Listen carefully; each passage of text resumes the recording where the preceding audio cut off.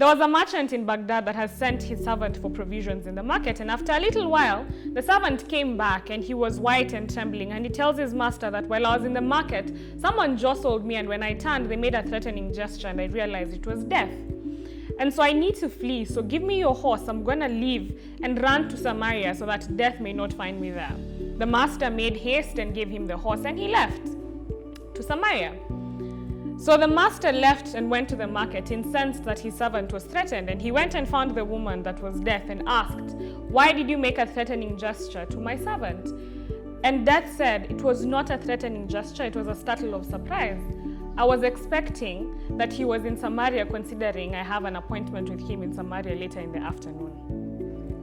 I have always felt like this story is a reflection of the African continent and its brush with colonialism and the urgency to deliver ourselves from the hands of our perceived tormentors, hoping that we could outrun the white man, only to realize that the more we ran, the closer we came to him. Only 5% of startups in Kenya make it past the first year of operation, despite the sleeping continent's desire to move past employment, considering the high unemployment rates in the countries in Africa, and of course leveraging on the capital, the human capital, the extensive skilled labor, and of course our creative abilities as African. Nairobi, the Silicon Savannah, has yet to do better than the collective story of the African continent. While primitive laws and lack of ease of doing business contribute a great deal in ensuring that some of these startups do not see the second year, a lot of the startups, 80% to be specific, fail due to lack of funding. Less than half of the startups in the West fail for the similar reason, which made me curious to understand the dynamics around funding in this country in terms of startups, not just in this country, but in terms of the continent, relative to funding in the West. While there are Kenyan venture capital firms and angel investors that invest in startups in Kenya, a greater percentage of our investment in startups always comes from the West. 46% of our investment in 2019 into startups from venture capital firms was from North America alone. 2019 generated 305 million shillings in venture capital investment for startups in the country, which made me curious.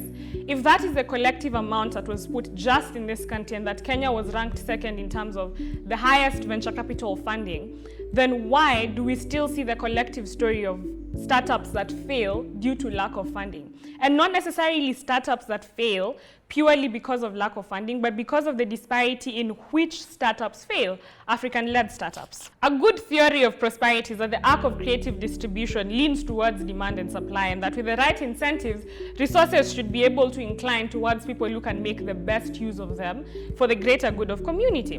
While this must work, for this to work rather, we must assume that the playing field is level and that the players are rational. But again, that defies logic, because we are very well aware that humanity as we know it and the world as we know it has been built on inequalities, be it racial, social, etc. A lot of these inequalities have determined how we perceive the world and the actions that we take based on this perception. That is perhaps why Kune Foods CEO and founder Robin Rich secured funding to solve a problem that we are convinced as Kenyans is absolutely non-existent. To jog your memory, Kune Foods was an idea that came around to a man who spent 72 hours in Kenya and decided that our food culture in this country does not have space for clean, tasty, affordable meals delivered on time for under $4. I'm sure all of us can understand the incredulity of that situation. He concluded that he needed to step in and find a way to perhaps rescue the situation. He identified the problem and did a research which was concluded in 3 weeks. Now friends, even an academic research takes about 3 to 4 months to conclude. But this one was done and dusted in 3 weeks. We're looking at food delivery, we're looking at sanitation, we're looking at the environment in which it is supposed to be delivered. All those logistics were done and dusted in 3 weeks. And a pilot was conducted in 1 week. Even if you knew the boss, an ideal pilot should be conducted in a matter of months, or at least a year. In 3 weeks, we had a research problem concluded, and in 1 week, we had a pilot running, and in 6 months, this man secured a $1 million investment in Kune Foods. While the story already has our eyebrows in the stratosphere, it tends to get even messier from that point. 8 out of 10 top-funded startups in Kenya are white-led. In 2019 alone, the comparison showed the direness of the situation. Of 17 startups that got over $1 million in funding, 11 were led by expatriates, foreigners in this country. Only one was Kenyan-led, and the other 5 were a blend of expatriates and Kenyans. Now let's say that again. 65% of the highest earning startups in this country, in terms of venture capital investments, are led by a population that's less than 0.15% of the entire country's population. Is that really a reflection of the startup culture in Kenya, a country that is predominantly black? Of those expatriates, 65% were from the USA, the country that has the highest, that dominates the venture capital field. Why? Because American founders have statistically been proven to be 47,000% more likely to get funding in Kenya as opposed to their counterparts in the West, which then explains the pilgrimage of many whites into Africa seeking greener pastures, or at least seeking spaces where they could execute their white savior ideals in terms of helping Africa move or transition into a developing or rather developed continent. Well, the situation is already dismal. One thing I come to realize about modern day racism is that in as much as it does not manifest itself as we knew it before in terms of colonialism, and it has become a bit more aversive, it is the idea that not only has it been preached so much and fed to us that we have started seeing ourselves in the very lens of racial bias. We have started to accept some of the ideals that have been pushed upon us based off of racial inferiority.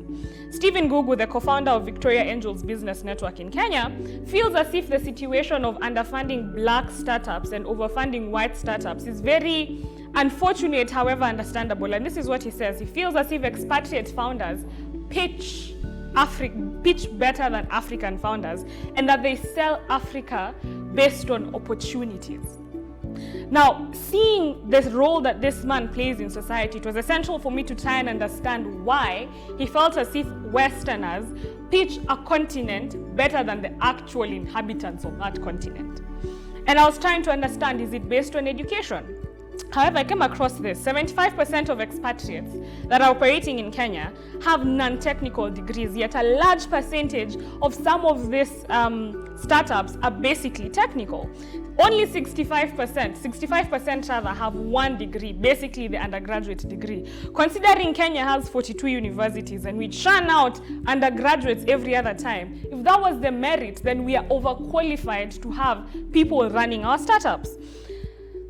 Only 15% of founders, white founders rather, and expatriates in these countries have over 9 years experience in their field. So only 15% can be considered qualified to hold some of these positions in startups. And the interesting bit, 65% of founders of startups in Kenya that have grossed over $1 million in venture capital funding did not live in Kenya or had never lived in Kenya. 0 years, zero experience of the market. So when I try to understand the statement that was made, that basically Westerners tend to pitch an Africa of opportunities better than Africans themselves, there was no merit for that. Because I think about it, is it academically? No. Is it based on experience? No. Is it based on qualification? Neither. White privilege and the racial bias, especially in the society we live in, the modern day society today, has allowed for the systemic disadvantage of African-led startups, so basically African-led anything. The overrepresentation of a particular group of people consistently in spaces of high-value venture capital investments has now convinced me that venture capitalists were never here to help Africans, they were here to fund people who looked like them.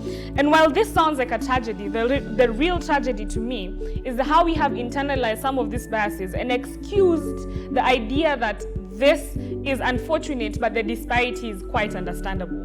While Kenya has resources enough through a lot of our funds, like the Youth Fund and the Uwezo Fund, to significantly alter the playing field in favor of our own in terms of Kenyan startups, it shall be a while before the 180 million that was stolen from the Youth Fund just the other day is going to be recovered. Until then, it's sad to say that startups in Kenya shall remain at the mercy of venture capital firms that will perhaps never venture outside of the stereotypical white under 30s male in San Francisco.